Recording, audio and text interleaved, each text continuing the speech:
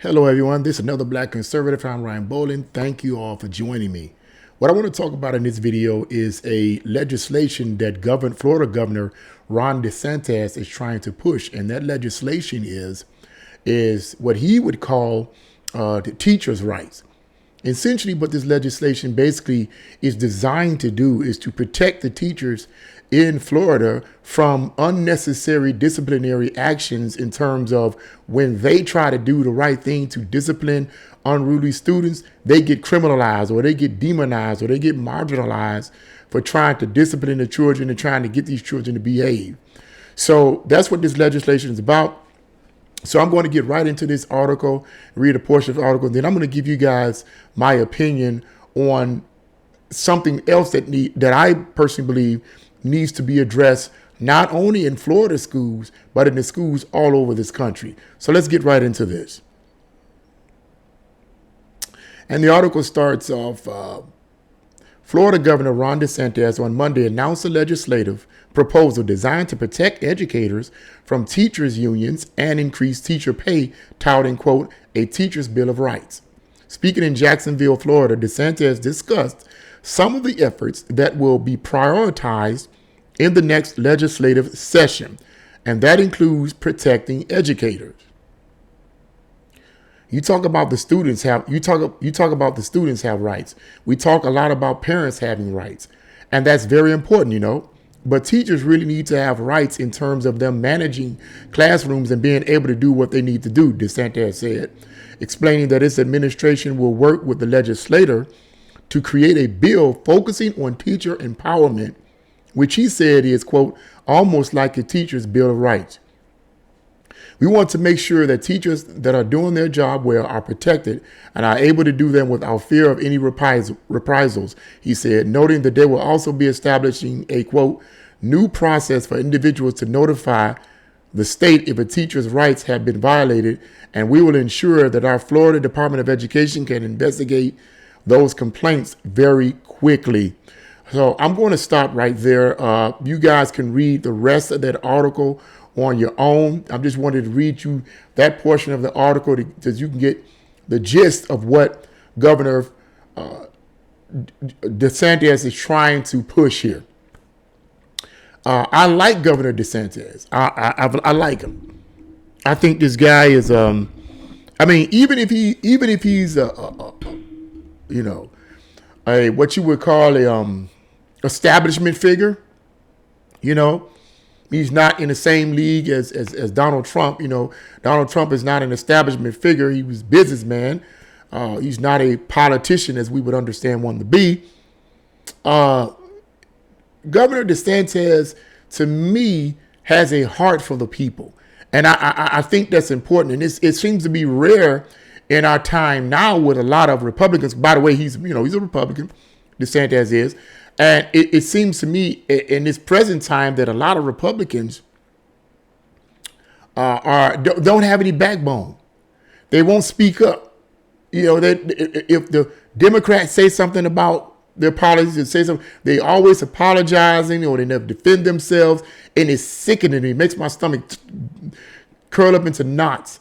Have some backbone about yourself. Be a man. Be a woman. Have some integrity. And Ron DeSantis have faced a lot of verbal opposition and persecution from the Democrats and liberal establishment.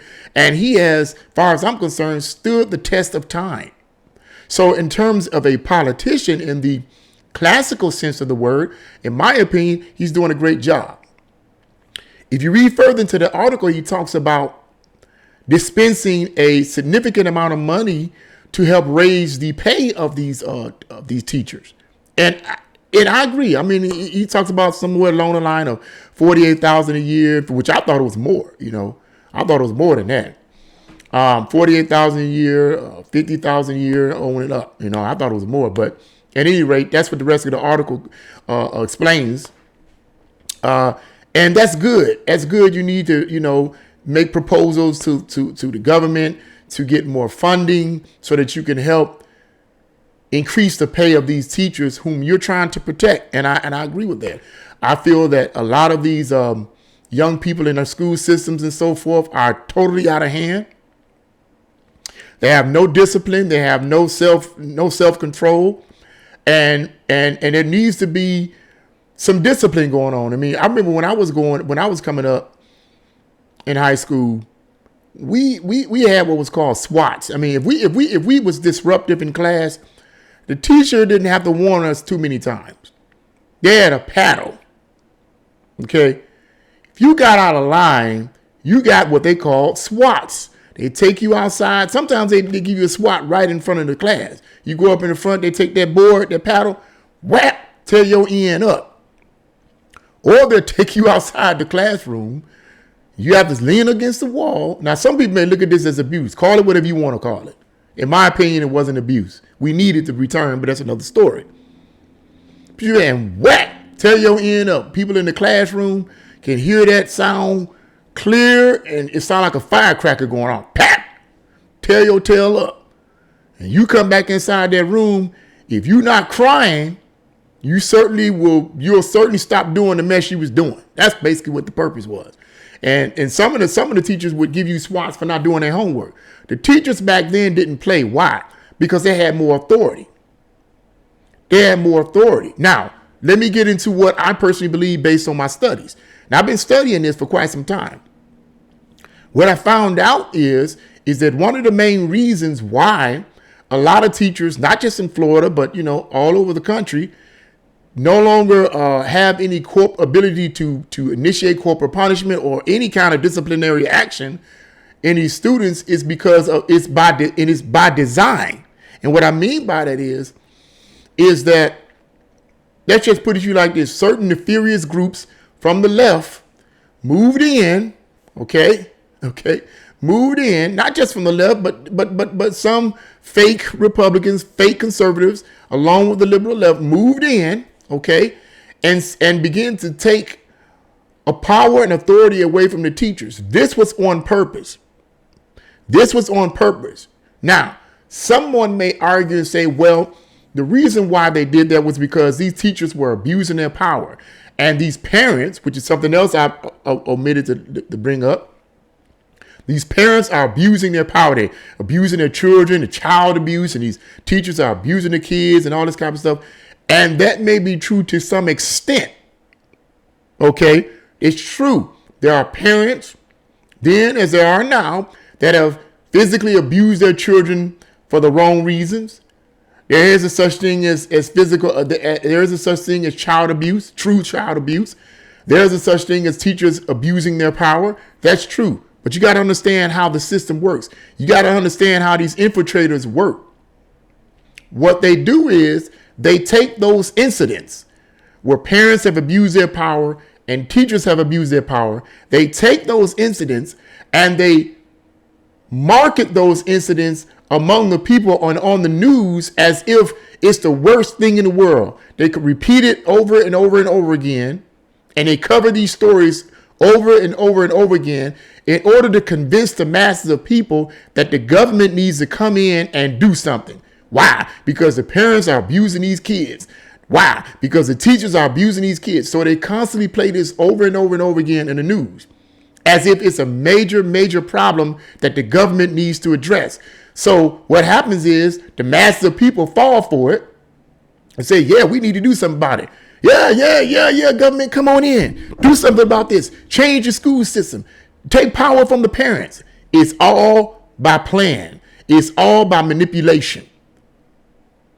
It's manipulation. It's mind control.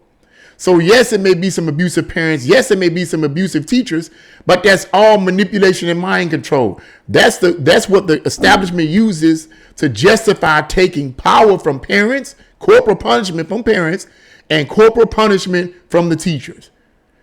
The reason for that is that it will be easier to manipulate and control the youth for the state, i.e. the government. Remember, the government has to come in and change or save the day. Come on in, government, save the day. You're the only one that can fix this. So the government, who already was the ones that created the problem to begin with, come in and say, we're going to take power away from the teachers and power away from the parents. Kids are going to go buck wild. And guess who's going to come in and save the kids?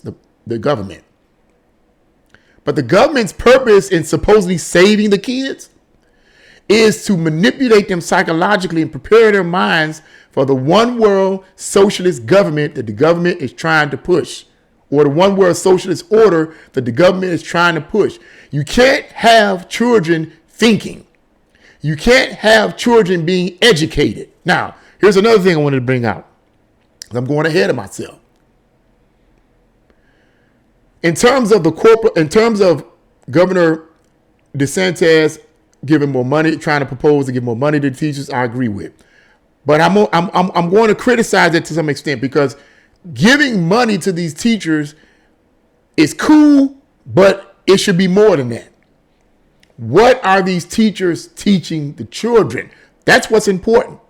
Here's another thing that the socialists did and the communists did when they infiltrated our government and infiltrated our school systems in the 1930s all the way to the 1960s, when it really, really started pumping up and started increasing in intensity, rather.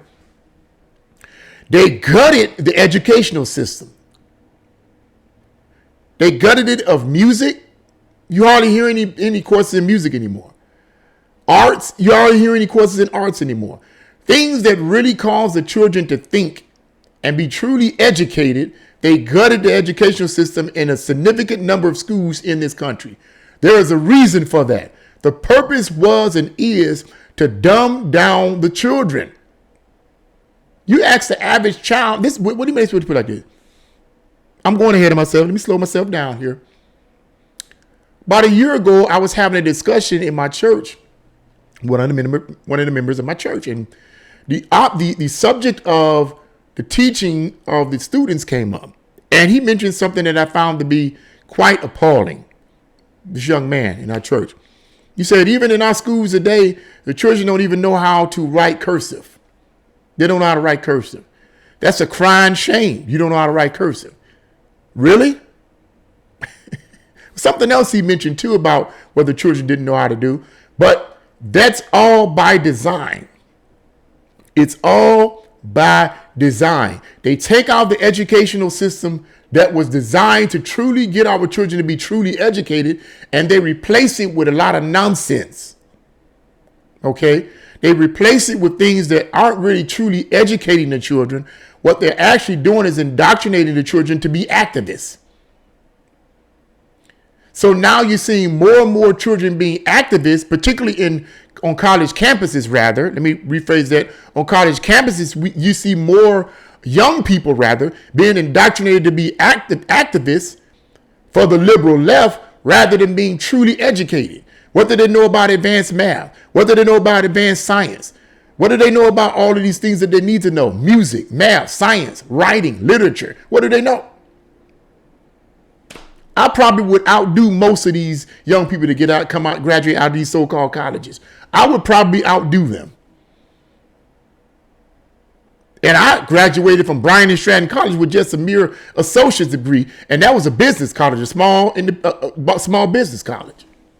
But I would probably outdo most of them coming out of these so-called universities, in certain areas rather, because I simply do what is becoming more and more a crime now, and it's called reading.